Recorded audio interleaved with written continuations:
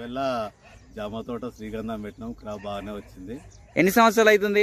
సంవత్సరం అవుతుంది. ఇప్పటికైనా క్రాప్ బాగానే వచ్చింది.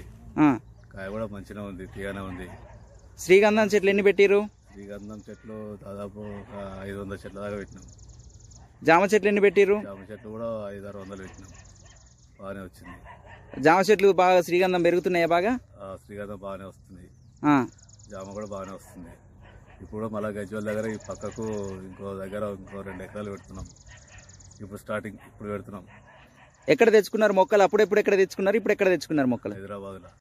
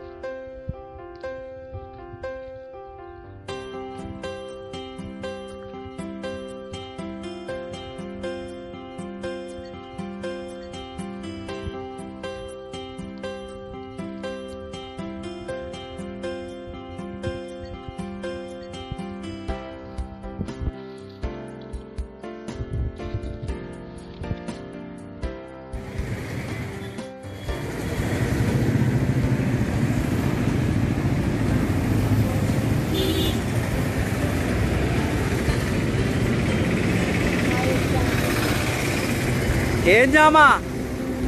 ఏం జామా? హైవన్.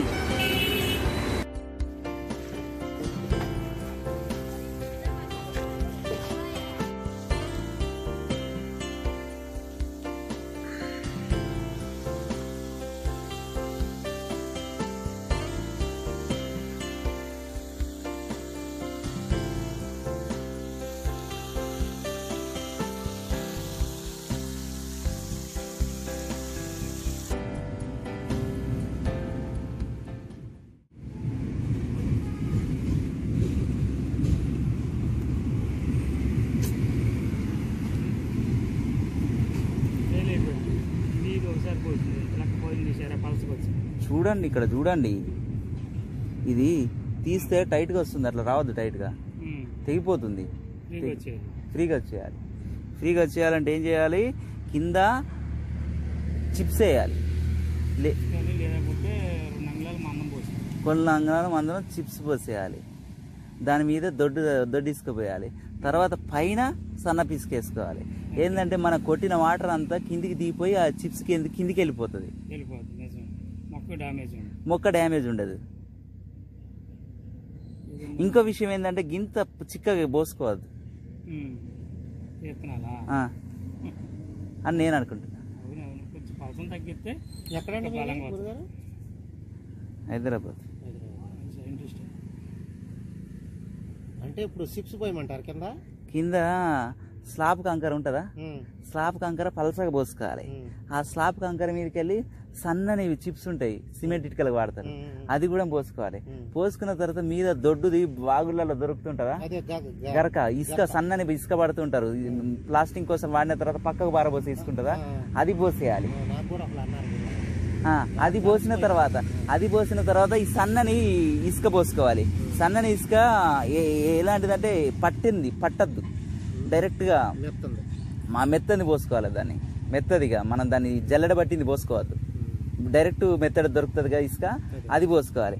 అది పోసుకుంది అంటే కొంచెం మట్టిలాగా ఉంటుంది.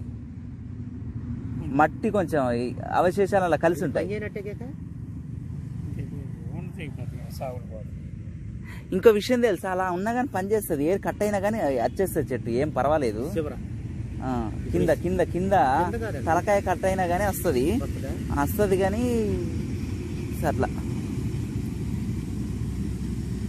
అదన్నమాట. దీనికి 2 ఆకులు రాగానే ఇట్లా రాగానే తీసేసుకోవాలి.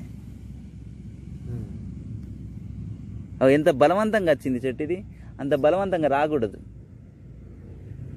కిందకోసం అంటే కింద మట్టి టచ్ అవుతున్నది, మట్టి అవశేషాలు టచ్ అవుతున్నాయి. మనం నీళ్లు పట్టి పట్టి పట్టి పట్టి ఏమవుతుంది అంటే నీళ్ళు కిందికి దిగిపోయేసి మట్టి అనేది పైకి లేస్తుంది.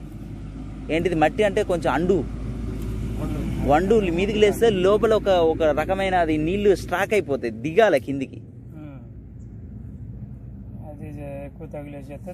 మనం ఏందనంటే ఇవన్నీ రిస్కులు. ఏం రిస్కులు ఉంటాయి మనకు? ఆ చిప్స్ ఈ చిప్స్ అంత గొడ్డు లెక్క. అంటే ఎట్లా చేస్తామంటే ఇసుక పోసినామా అయిపోయిందా అన్నట్టు చేస్తాం. కానీ అర్థమైంది కదా నేను చెప్పింది. 3-4 రకాలుగా పోసుకున్నాం అనుకో, ఎంత నీళ్లు పడ్డా కానీ కిందికే కారిపోతుంది. ఎంత వాటర్ కావాలన్నా అంతే వాటర్ దాంట్లో ఉంటుంది, తీసుకుంటుంది. ఈ ఇసుకలో ఎంత వాటర్ ఉండాలని అంతే ఉంటుంది. అంత కిందికి అంతా దిగిపోద్ది వాటర్. అట్లని నీళ్ళు ఎక్క తక్కువ కొట్టద్దు. నీళ్ళు ఎక్క తక్కువ కొడితే ఏమవుతుంది అని అంటే ఇక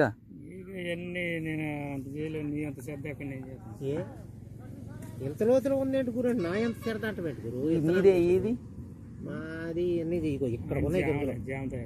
నేను జామ తయారు చేస్తాను. ఇవి కూడా తెచ్చాయి. ఇవి కూడా తెచ్చినాయా?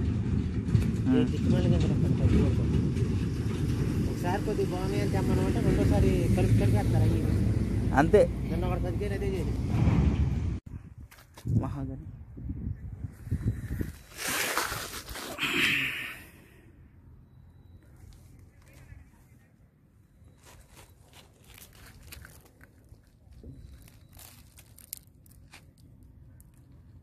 వీడియో తీసుకుంటూ మొత్తం చూడాక